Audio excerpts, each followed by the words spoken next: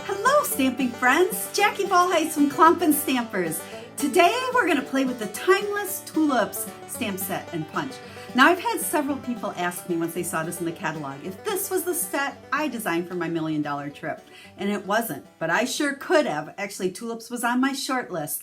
Tulips are near and dear to my heart. You know, I'm also asked quite often why the tulips and why Klompen stampers and why the wooden shoes. Well, where I live in Zeeland, Michigan is right next to Holland, Michigan. And we actually lived in Holland when I got started with Stampin' Up and started my business. And when I went to name my team and my business, it was tulip time. And during tulip time, there's Klompen dancers everywhere. People dressed in authentic Dutch costumes dancing all over the streets for a week. So somehow Klompen Stampers just kind of took, and that's why I've called myself Klompen Stampers. So that's a little tidbit about that. But now why we're really here today is to look at this gorgeous tulip stamp set along with the coordinating punch.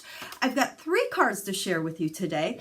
And what I'm doing is first, we're making a beginner card. Very minimal supplies. For those of you that are new to stamping, this will show you how to get started. Then we're going to bump it up a little bit, add in the punch and a few things. And then the 3rd card, we're going to bump it up to a wow card. Using the same things, not any harder, just takes a little bit longer and a couple more supplies. So I'm anxious to show you how you can really go from a very simple card to a very wow card. And it's not hard at all. So let's go ahead, flip this camera down, and let's get stamping. So here's a better look, if the glare is not too bad there, of this Timeless Tulip stamp set and coordinating tulip punch. Now you can purchase these as a bundle and save 10%, best way to buy. And both of these products are in the new Spring Summer mini catalog that just came out. Now if you don't have a Stampin' Up demonstrator and you don't have one of those catalogs and you'd like one, hop on over to my blog. There'll be a link right down there in the description of the video. Just kind of go down, or I guess it's that way, I don't know, and take you over to the website and you can request a catalog there. But this stamp set, if you don't want to mess with the punch and stay super simple, you can use the stamp set only. And I love that it does have birthday, it has Happy Mother's Day, it has Get Well, I said Happy Birthday. You know, just a lot of good verses. So it's a great stamp set for you if you're just starting in this crazy journey of card making.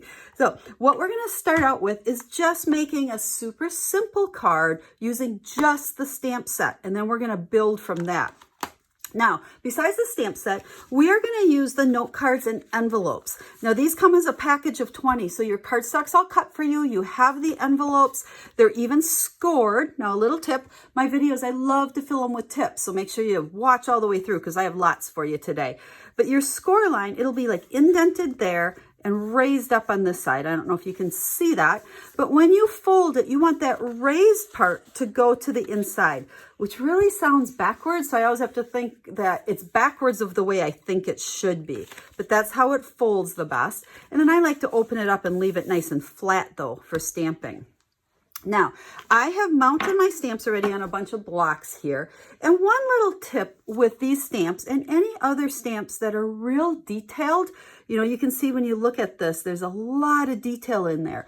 If your ink pads are too juicy, you're not going to get a good image. And so what I always do when I'm starting, I'll take, and we've got Melon Mambo here, and I always stamp on my scrap paper first. And I look, okay, that's stamped pretty darn good. I'm happy with that. Now, in the event, it was kind of a blob and you didn't get all the detail in that tulip, it means there's too much ink on your pad, especially up at the surface. So all I do then is I take a plastic spoon, and I don't really want to do it much on here because I like my pad how it is, but you literally run it along the pad all the way. You know what, we'll just move the ink back. We'll move it that way, and then we can move it that way. But if the ink's too much on there, I move it like one way and the other and kind of get it out to the outsides. And then I go to stamp because it'll take the ink away from the middle. And we might have even lightened it a little bit here. Not too much. Actually, that even stamped better. I was a little heavy there. But I'm not wasting any ink because as this pad sits, it will kind of, you know, disperse itself again, but you'll get a much better image. So that's a tip with any stamps. If your pad seems too wet, just go ahead and move some of that ink. Now, we're going to go ahead and we're going to start out by taking the largest tulip, and we'll just stamp it like so. Now notice I am on a pad of paper here. This is actually the grid paper made for the Stamparatus, but I love it to stamp on sometimes instead of the great big sheets. But with photopolymer stamps, clear ones like this, you need some kind of padding. So either a foam mat, the piercing pad works awesome, but you need a little cush down there to get a good image. So this pad works perfect. It kind of gives me scrap paper and gives me that cushion all at one time. Then we'll stamp the medium-sized tulip. So we've got 2 tulips going there. Now, when you look at the stamp set, there's 2 stems. We have one that kind of curves to the right and then one that's more straight. So I have both of them here, but I want to show you a little tip. Let's go ahead and first, I want to do this stem curving to the right. So we ink it up in that pear pizzazz, and I can kind of put it at an angle there and go ahead and stamp it. Now I could also, let's play on our scrap paper here, because I want to show you how versatile these tulips are. So if we had a tulip like so, I could take this curved one and we could stamp it so it's kind of curving to the right, or we could just flip it this way and you could actually do it that way as well. So now it's curving to the left. And then we also have the straighter one. Now what's fun about the straight one, you can have it, you know, if you want it straight, just put it on there like so. But you can also take this one and you can bend it on your block. So if you want something really curved, or maybe you want it, you know, really curved that direction, however you want it, you can bend it on here. So little tip there, we're going to keep it straight for what we're making today. And we're going to just go on that second tulip. And I kind of like to have the 2 tulips meeting down there, because if you've ever seen tulips, you kind of have a bunch of them and they look like they're coming up like so. Then we have leaves. So we're going to use pear pizzazz. There's actually 3 different leaves with this stamp set. One of them you can punch out. The other 2 don't punch out. But I'm, you know, coming from tulip land here, I like to make sure that my leaves, this is a little bit more realistic on tulips. They kind of come up the stem and around. So we can play around with these. And what's fun with the leaves is we can go that way, or we can flip them and we can have them going that way. You know, you can get the leaves to really look however you want, but you kind of want them running up along that stem. So we're going to go ahead and flip like so. Cut the edge of one of my blocks there. That's okay. So there's our 2 tulips, okay? So let's set that aside. And then next, we're going to go ahead and put a greeting on here. And I like to, with my greetings, use black. I think it kind of makes them pop out. And I have the one from the stamp set that says, what a beautiful difference one single life makes. Now, if you struggle getting your greetings straight, my little tip on greetings is before I put it on the block, especially these clear ones, I will use my grid paper and I set it on there. I can see through it. I can see that it's straight on the grid paper there. And then I pick it up with my block. And when I do this, I'm going to line up either the top, the bottom, or one of the sides along, let's see, kind of, you know, along the edge of the grid paper. So now this should be straight on my block.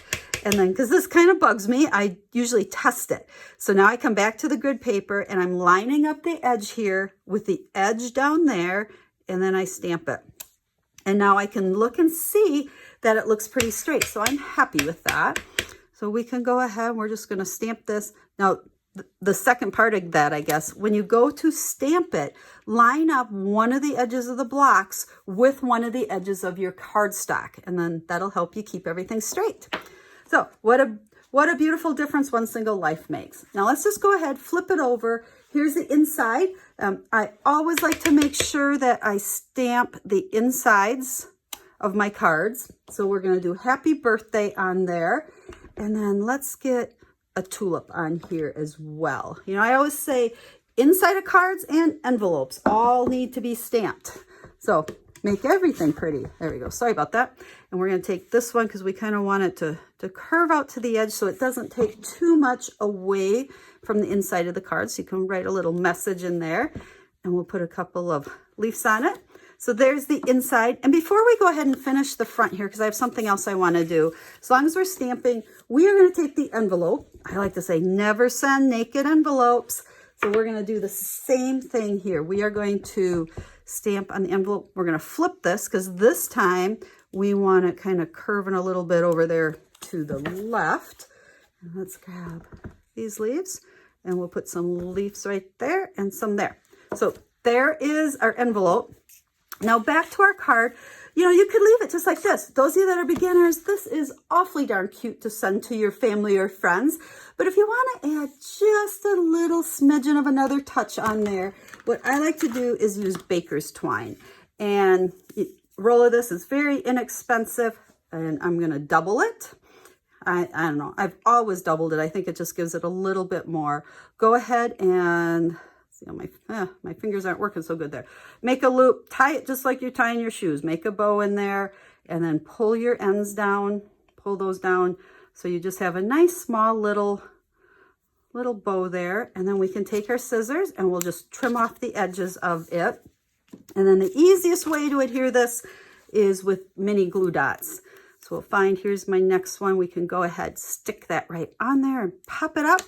And we're going to just put a bow on one of the flowers and see how much more that adds to it. So there is our first card using Timeless Tulips. So I gave you some stamping tips, but now what I want to do is show you 2 more cards and show you how I kind of bumped it up and made it just a little bit more special. Not any harder, just takes a few more minutes. So let me grab the supplies to make the next card. I'm not going to make this whole card for you because we've already talked about a lot of the stamping, but I want to show you some tips for using the punch, because you can see here on this card, really the only thing that's different is my 2 tulips are punched out and put on with dimensionals. So they have a little bit of dimension to them, which really adds a lot to the card, as well as the greeting is on a little scrap of white. So that's popped up with dimensionals. And then we added some rhinestones. These are kind of my favorite rhinestones lately. They're the Noble Peacock ones, and they have fun colors and they really work nice with some of the colors I've been using to make tulips. So it has been kind of my kick lately. I always like to add 3 of them. Again, adds a little bling, adds a little sparkle, but there's that same bow. And then on the inside, it's stamped the same way. We just have a few layers of cardstock here to change it. Can you see the difference by just adding some colored cardstock? Now, don't worry about all of these measurements. If you hop on over to my website, I will have pictures of all 3 of the cards that I have for you today, along with what I call the card recipe. It'll list all the colors I used, as well as all of the cutting dimensions, so that you can very easily make the same card. Now, let's take a look at how we punch out this tulips. With any punch where you're punching out a specific shape, what I found the easiest to do is before you stamp, flip this over and kind of study the bottom of the punch, we'll say. And you'll notice, since we're going to punch the tulip, we want to be over on the left-hand side over here of our cardstock for when we stamp it. Because if we would stamp on the right, you know what, let's stamp on here, because I think visually this will help you a little bit, understand what I'm trying to say. So I have scrap paper here, and if I stamped over here on the right, when I would go to punch this, okay, we line it up and punch it, okay, but look at all that we're wasting right here, where if it's over here on the left, you'll see I can line it up there, and got a weird angle here. I'm not wasting nearly as much cardstock. Plus, if I was going to do multiples of these, I could stamp several of them, okay, and always working from the left. I am not, I can punch this one. Okay, so we'll line that one up, and then I can move over, and I'm not ruining them.